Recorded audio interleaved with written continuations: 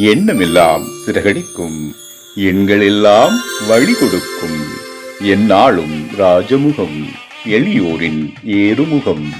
எந்த நிலை வந்தாலும் வந்த நிலை மாறாத நமது Rajanilai. Rajanilai TV, channel of astrology.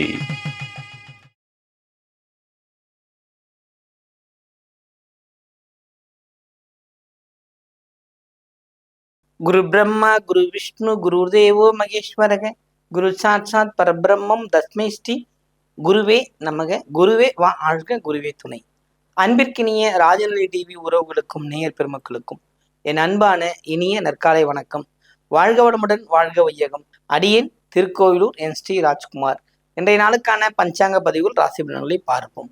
பிப்ரவரி மாதம் 13/2/2026 வெள்ளிக்கிழமை, உத்தராயணம், விஸ்வாவசு வருடம், மாசி மாதம் 1ஆம் நாள், தேய்பிறை. இன்னைக்கு மாத பிறப்பு. நாளைக்கு சனி மகா பிரதோஷம். மிக முக்கியமான ஒரு நாள். நான் அதை நாளைக்கு தான் சொல்லுவேன். சந்தோஷமான நாள், பிள்ளைங்கள்லாம் கொண்டாடக்கூடிய ஒரு நாளாக இருக்கிறது. இருந்தாலும் அதை நாளை பார்ப்போம். இன்றைய நாளுக்கான நல்ல நேரம் காலை 9:30 முதல் 10:30 வரை. மாலை நல்ல நேரம் 5 மணி முதல் 6 மணி வரை. கௌரி நல்ல நேரம் 12:30 முதல் 1:30 வரை. மாலை கௌரி நல்ல நேரம் 6:30 முதல் 7:30 வரை. ராகு காலம் காலை 10:30 முதல் 12 மணி வரை. குளிகை 7:30 முதல் 9 மணி வரை. யமகண்டம் 3 மணி முதல் 4:30 வரை. இன்றைய திதி 3 மணி 11 வரை ஏகாதசி, பின்பு துவாதசி திதி. இன்றைய யோகம் வஜ்ர நாம யோகம். இன்றைய கரணம் 3 மணி 11 வரை பாலவும், பின்பு கௌளவ கரணம்.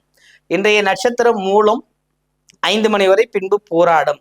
இன்றைய சந்திராஷ்டம நட்சத்திரம் கிருத்திகை, ரோகிணி. ரிஷபராசிக்கு முழுமையாக சந்திராஷ்டமம் இன்று. இன்றைய கிரக நிலவரங்கள்: மிதுனத்தில் குரு, சிம்மத்தில் கேது, தனுசில் சந்திரன், மகரத்தில் செவ்வாய், கும்பத்தில் சூரியன், ராகு, சுக்கிரன், புதன், மீனத்தில் சனி. இன்றைய நாளில் என்ன செய்யலாம் என்ற வரிசையில் வெள்ளிக்கிழமை, உத்தராயணம், மாத பிறப்பு. அப்போ மாத பிறப்புன்னா அந்த மாதத்துக்கு, இப்ப தை மாதத்துக்கு ஒரு நன்றியும், வருகின்ற மாதத்துக்கு சில வேண்டுதல்களையும் வைக்கின்ற ஒரு விஷயம்தான் மாசப்பிறப்பு கொண்டாடுறது. கிராமங்களில் மாதப்பிறப்புக்கு என்ன பண்ணணும்னா, வீடை சாணம் விட்டு மெழுகி புதிய கோலங்கள் இட்டு மாதப்பிறப்பை கொண்டாடுவாங்க. எல்லா மாதத்தையும், தை மாதம் மட்டும் இல்லை, எல்லா மாதத்துக்கும் அது போல செய்வாங்க. மாசப்பிறப்புனா அது தனி ஒரு கான்செப்ட் கொண்டு போயிடுவாங்க. அதுவும் மாசி பிறந்திருக்கு இல்லைங்களா? இப்போ நம்ம யாருக்கெல்லாம் பார்த்துட்டோம், அன்னைக்கு பார்த்துட்டோம், எல்லா பண்டிகைகளும் லைனா பார்த்துட்டு வந்துட்டோமா? இப்ப பாத்துங்க, அந்த மாசி யாருக்கு திருவிழா? அம்மைக்கும் அப்பனுக்கும். மகா சிவராத்திரி புரியுதுங்களா? அப்புறம் அன்னை மயான சோலைக்கு போயிட்டு வருது. மேல்மலையனூர் அம்பிகைக்கு திருவிழா, 10 நாள் உற்சவம். தொடர்ந்து ஒவ்வொரு நாளும் ஒரு விசேஷம் நடக்கும்.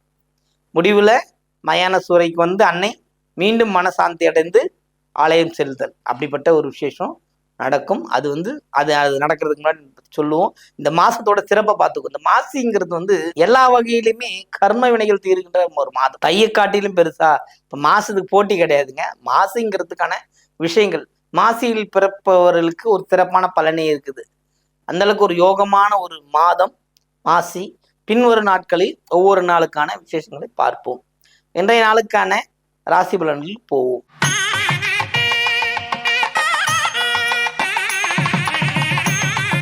மேன்மை பொருந்திய மேஷராசி அன்பர்களுக்கு கிரக நிலவரங்களின் அடிப்படையில் இந்த நாள் ஒரு சிறப்பான நாள். முன்பிருந்த பணிச்சுமைகள் மாறி இன்றைய நாளில் உங்களுக்கு பணி நிறைவு பெறும். மன மகிழ்ச்சி அடையும். சொந்த பந்தங்களால் நன்மை உண்டு. பிள்ளைகளால் ஒரு வரம் கிடைக்கும். அதுபோல வெளிவட்டார பழக்க வழக்கங்கள், அரசாங்க நன்மைகள் அத்தனையுமே இன்னைக்கு கிடைக்கக்கூடிய அமைப்பு இந்த நாளில் இருக்கிறது. இந்த ஒரு நிறைவான நாளாகவே இருக்கும். வாழ்த்துக்கள்.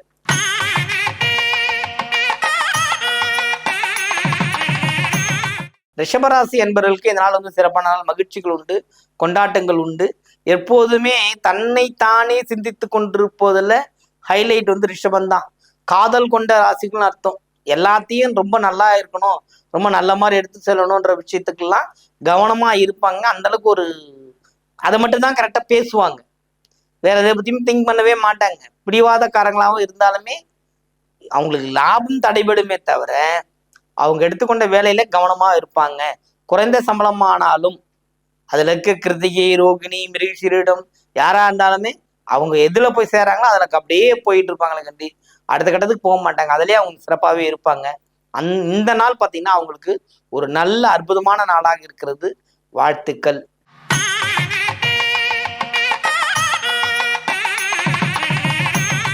மிதுன ராசி அன்பர்களே, மிதுனத்தை பொறுத்த மட்டும் பாத்தீங்கன்னா இந்த நாளில் எந்த விதமான மனக்கவலையும் இல்லாமல் இருக்கணும்னு நினைப்பீங்க. ஏதாவது ஒரு விஷயம் வந்து நிற்கும். கடன் அப்பதான் யாராவது வந்து கேட்பாங்க, இல்லைன்னு சொல்ல முடியாது. அதுவே ஒரு கவலை தான். வேலைக்கு போகலாம் வேணான்ற முடிவுக்கு வருவீங்க. படிக்கிற மாணவர்கள் அதே குழப்பத்திலே இருப்பாங்க. இன்னைக்கு ஸ்கூல் போகலாமா போகக்கூடாது, எக்ஸாம் டைம் படிக்கணும், இந்த மாதிரிலாம் போகாம தேவையில்லாம குழப்பத்துக்குள்ள போய் கவலைப்படுகின்ற அமைப்புகள் இருக்கிறது. கவனமுடன் இருந்தால் இந்த கவலையெல்லாம் ஓரமா எடுத்து ஒதுக்கி வச்சுட்டு உங்க வாழ்க்கையை நீங்க பாத்தீங்கன்னா இந்த நாள் ஒரு சிறப்பான நாளாக இருக்கும். வாழ்த்துக்கள்.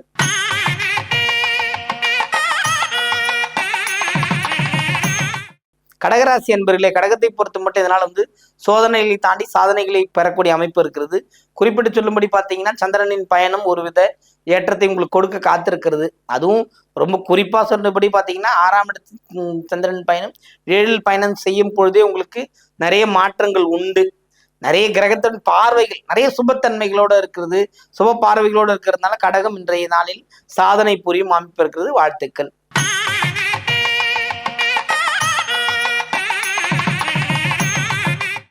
சிம்ம ராசி அன்பர்களே, சிம்மத்திற்கு இன்றைய நாள் வந்து சற்று சோதனை மிக்க காலமாக எடுத்துக்கலாம். ஏன்னு வச்சிங்கன்னா சந்திரனின் பயணம் ஒரு பக்கம் இருந்த போதிலும் மற்ற கிரகத்தோட தாக்கம் இருக்கு இல்லைங்களா.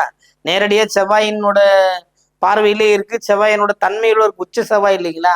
இப்போ தானாகவே சினப்படும் கோவப்படும் அப்படிங்கிற அமைப்பு தான் இருக்குது. கோபங்களை விடுத்து உங்களோட பாதையை வகுத்து கொண்டாலே போதும், நீங்க நன்மை அடைவீர்கள். சிறப்பான ஒரு வாழ்க்கைக்குள்ள போவீங்க. வாழ்த்துக்கள்.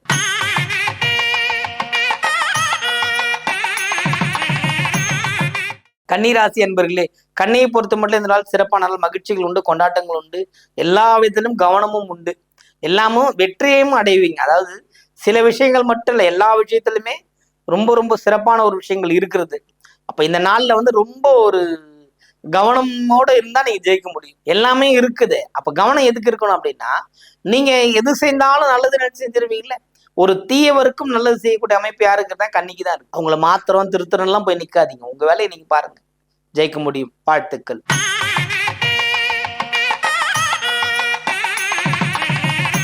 துலாம் ராசி என்பர்களே, துலாமை பொறுத்த மட்டும் இதனாலும் சிறப்பான மகிழ்ச்சிகள் உண்டு, கொண்டாட்டங்கள் உண்டு. எல்லாமே ஒரு விருதி அடையக்கூடிய தன்மை. நீங்க எந்த முயற்சி பண்ணாலும் வெற்றி அடையும். அந்த அளவுக்கு ஒரு வாய்ப்புகள் உண்டு, வரமுங்களும் உண்டு. இந்த நாளில் உங்களுக்கு வெற்றியும் கிடைக்கும், மகிழ்ச்சியும் கிடைக்கும்.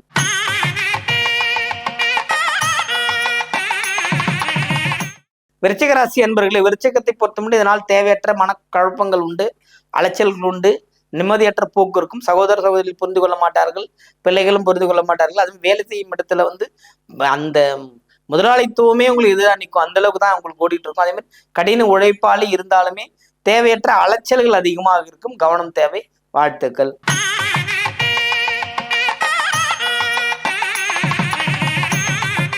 தனுசு ராசி அன்பர்களே, தனுசுவை பொறுத்த மட்டும் இதனால் சிறப்பான நாள். மகிழ்ச்சிகள் உண்டு, நிறைய தடைகளை தாண்டி வெற்றி பெறக்கூடிய அமைப்பு இந்த நாளில் இருக்கிறது. கவனமா இருக்குன்னா சந்திரனின் பயணம் மனக்குழப்பத்தை ஏற்படுத்துகிறது.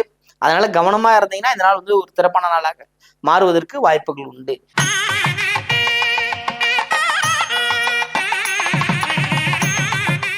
மகர ராசி அன்பர்களே, மகரத்தை பொறுத்த மட்டும் இதனால் சிறப்பான நாள். தடை உண்டு, தாமதங்களை தாண்டி ஜெயிக்கோட அமைப்பு உண்டு.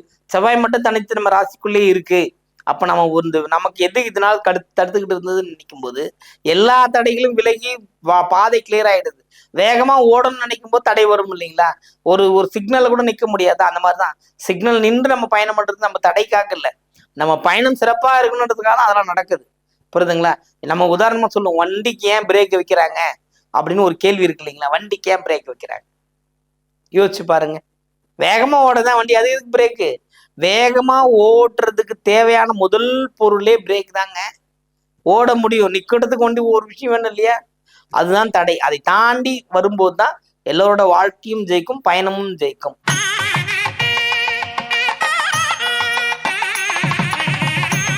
கும்பராசி அன்பர்களே, கும்பராசிக்கு இனிமேல சூப்பருங்க. சூரியன், ராகு, சுக்கிரன் 4 கிரகம் அடுத்து கம்மிங் செவ்வாய் வர்றாரு. அவரோட சேரும்போது நிறைய யோகா பலன்கள் உண்டு. புரியுதுங்களா. நிறைய எத்தனை விஷயங்கள் பிரைட் எல்லாம் வந்ததோ அத்தனையுமே உங்களுக்கு சரிவர செய்யப்படும்.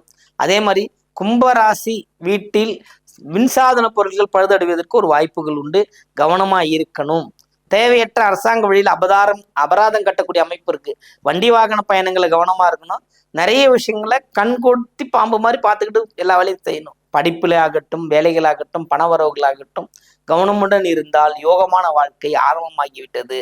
உங்கள் காட்டில் இனி அடைமழைதான். வாழ்த்துக்கள்.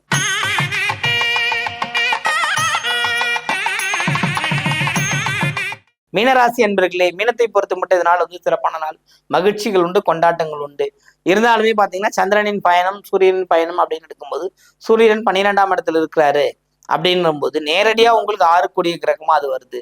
6 கிரகம் உங்களுக்கு 12, அவர் தனக்கு லாபத்தில் தான் இருக்கிற. அப்போ உங்களுக்கு நிச்சயம் இந்த மாதம் இல்ல, இந்த நாளுமே ஒரு வெற்றியை தரக்கூடிய அமைப்பு, யோகமான அமைப்புகள் இருக்கிறது. பயன்படுத்திக் கொள்ளுங்கள். வாழ்த்துக்கள். வாழ்க வளமுடன், வாழ்க வையகம்.